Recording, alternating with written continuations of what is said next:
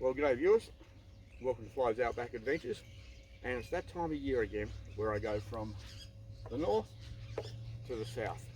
Yep, it's the tail end of November, and what the intention is, we'll see how it pans out though, is to head from there. I started up at Innisafail, finished the cane season up there. I'll meander down through here. I'm expecting to go out through here.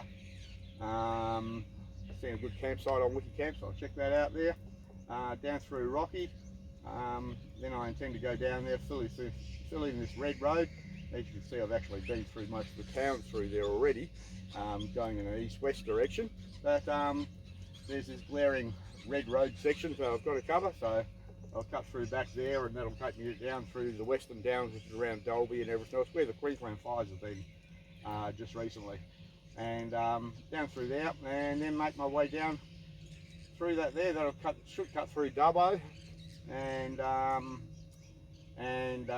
Parks, where the famous satellite dish is, with the bloody sheep and so forth. And those who are not Australians, look up the movie called The Dish and you'll know what I'm talking about. And then I'll come down through there and land myself down here into central Victoria, spend a Christmas with a cousin. So anyway, let's see how the trip unfolds.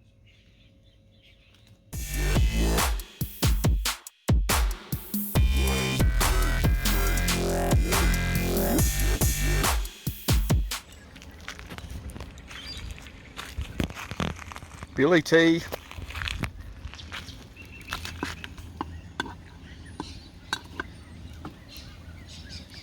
Damper.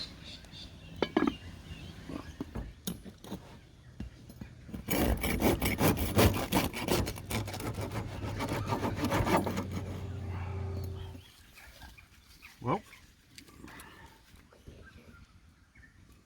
there you go, 3 nice chunky slices.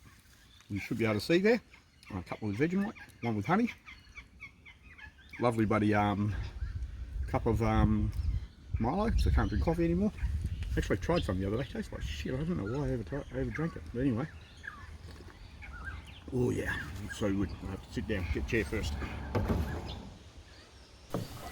Well, after heading out on the kayak for a little bit and having a bit of paddle, I tried to get a bit of a view from the kayak looking downstream and also back at the bridge. I'm not sure if it worked out very well, but let's see how it goes.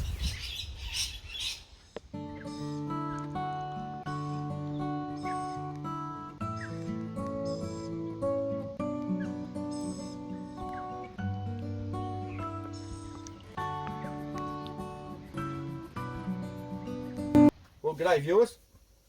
After a big day on the water with the kayak and having a bit of swim and all those sort of things, the energy that it's a hard life that you have to do in retirement. Here at Fly's Outback Adventures.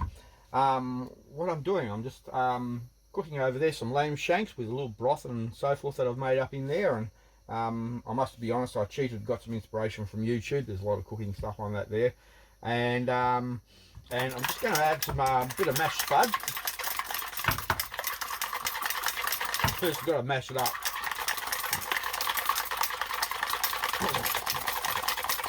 You've got to put a bit of effort into it, as you can see here, don't the living crap out of it.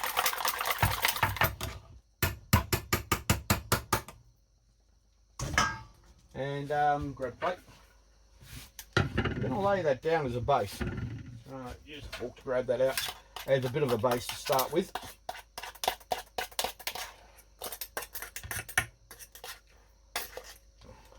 And this will be all a bit of an experiment because I haven't done it this way before. And anyway, we'll see how it turns out. But the point of the exercise is even though you're travelling in Australia, as you can see in the background over there, I have the old TV going away. Right, if you prepare yourself accordingly, I do love mashed potatoes. Prepare yourself accordingly. You got very, very nice. Yeah, you've set up your rig quite well. So you've done all the things such as you got your power supply sorted, you got your gas sorted, all those sort of things. Ooh, gee, that looks alright actually. We'll put that in there. You don't need to rough it, even though nowhere near civilization. So I found this little spot by the out in the middle of nowhere purely by accident, which is generally how my best spots are found. So I have to bookmark it. But you can still do things well. I've got plenty of power supply, satellite TV's picking up the TV, and the news is going on. I've muted it, and in here, and this is where hopefully we'll turn that off. Hopefully, my lovely lamb shanks has been cooking away for a couple of hours. It's going to turn out absolutely delicious, and I'll tell you what.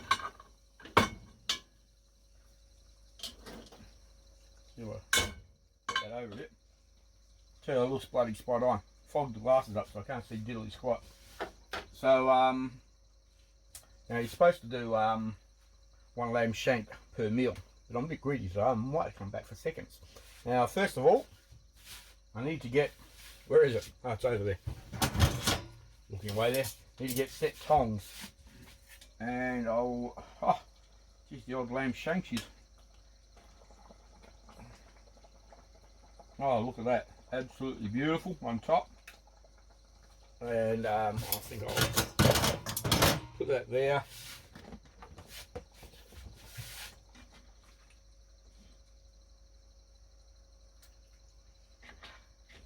Grab a little bit of I've got some baked spuds in there, and I did have some peas and carrots, but I think they've melted. So I put all the juices over there. Looks fantastic, that does there.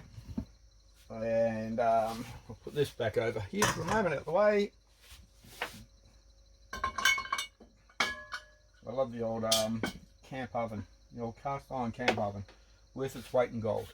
And underneath this one here, I've already prepared it. So I have some peas, which I'll just throw in the mix there. Oh, actually, I should just pour a bit of oil over everything, shouldn't I? Peas and carrots. And being a slack prick, I don't use fresh or frozen stuff. I just use tinned peas and carrots. It makes it very easy to store. You don't need no waste valuable fridge space. You just chuck the tins in the oven, and there you go. I mean the tins in the oven, tins in a cupboard, and there you go. Well, there you go. You should be able to see that. So it looks absolutely beautiful. Lamb shanks with a bit of veggies. It's going to be delicious.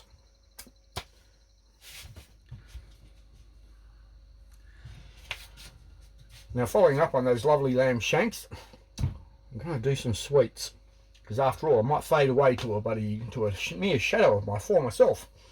And so what am I doing today? I'm actually going to do a family recipe. This is a recipe that was passed to me from my mother. All right, and go, Mum. And it's just golden syrup dumplings. Now, everyone does golden syrup dumplings. Now this recipe was my grandmother's, which was passed down to Mum. Now it's passed down to me. And I'm going to embellish it a little bit because I like a little bit extra golden syrup in there. And so anyway, let's start off as I follow the instructions. Well, through the magic of TV, alias otherwise known as the pause button, the butter's nicely melted in, and the syrup's just boiling away. So we'll drop the dumplings in.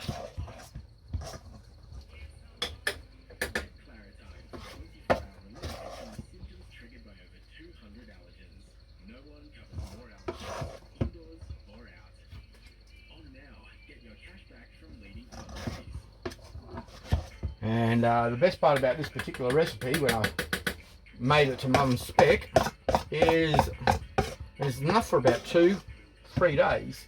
Because how many dumplings have we got here? We've got 6 dumplings in this little recipe, so 2 dumplings a night, that's 3 days.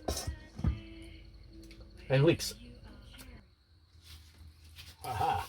Well, we're back now. Been about 20 minutes since I last spoke to you. And golden syrup dumplings, perfectly cooked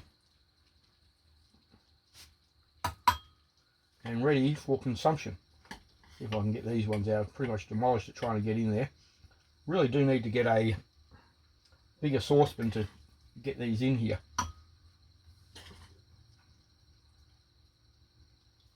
Add a dash of cream.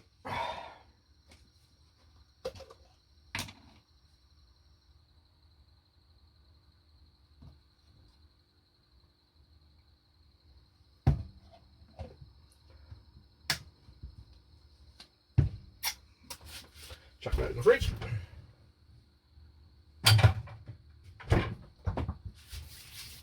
And there we are, one golden syrup dumpling, so should be able to set. And that there will be yummy and delicious.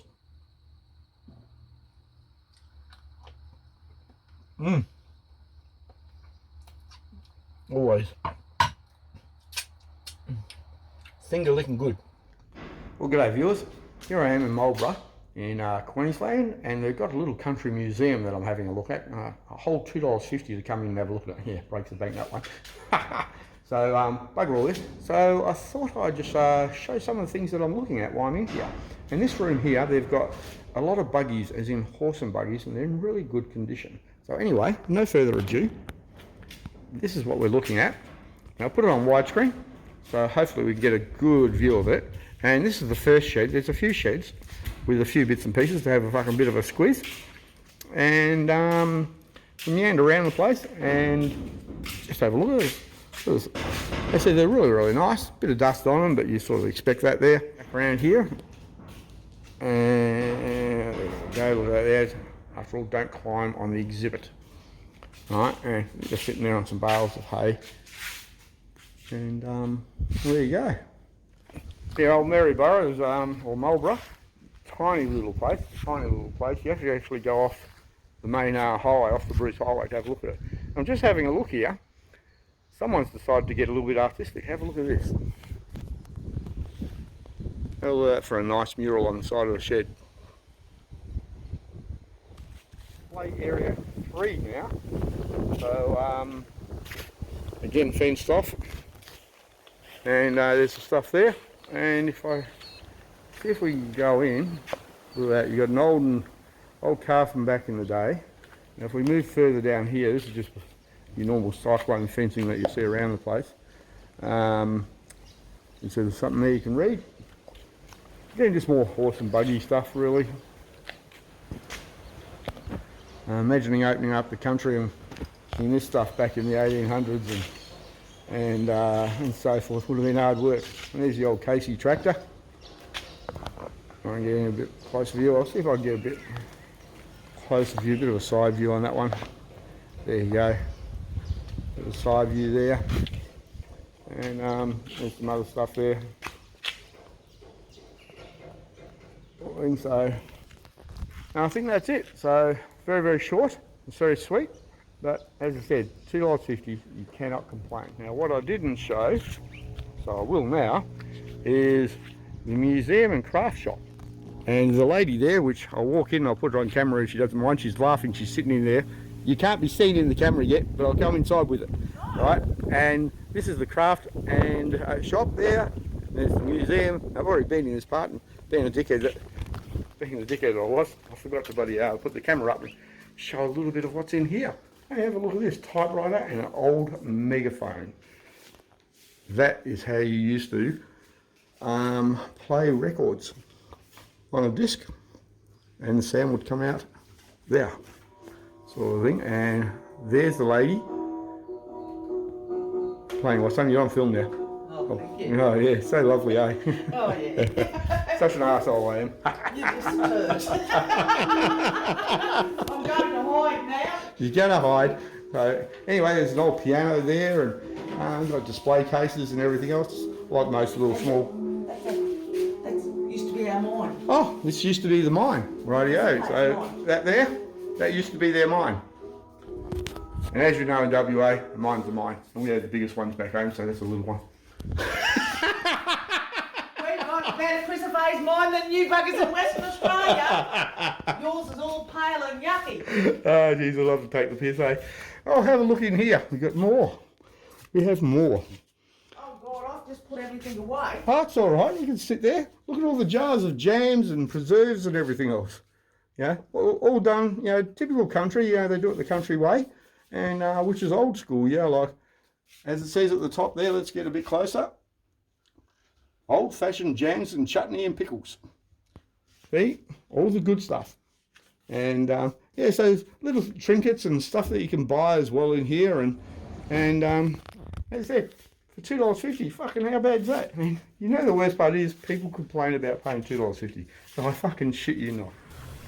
Well, after covering 2,500 kilometres thereabouts, driving through cities, freeways, country roads, both sealed and unsealed, dropping in on friends, checking out the odd billabong, I finally turn up at the Murray River.